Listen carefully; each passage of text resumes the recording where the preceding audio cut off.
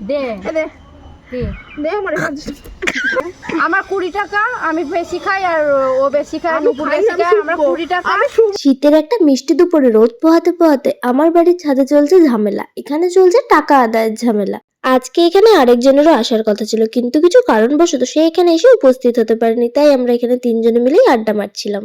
দুপুরবেলাতে আমার বাড়িতে অনেকক্ষণ গল্প আড্ডা দিয়ে আমি চলে গিয়েছিলাম সন্ধ্যেবেলা পড়াতে, পিউ চলে গিয়েছিল ডিউটি, আর সুদীপা চলে গিয়েছিল ওর বাড়িতে।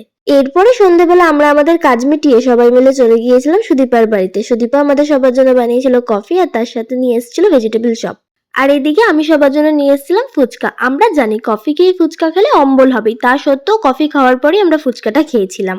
সুদীপাকে আমি বলেছিলাম থালাটা একটু ধুয়ে নিয়ে আসার জন্য। ঠান্ডার মধ্যে ও জলে হাত দেবে না বলে পাশে রাখা ঠোঙাটা দিয়ে থালাটা মুছে নিয়েছিল, আর তার মধ্যেই ফুচকাগুলো আবার রেখে দিয়েছিল। এরপরে আরো কিছুক্ষণ গল্প করে আমরা সবাই সবার মতো বাড়ি চলে এসেছিলাম।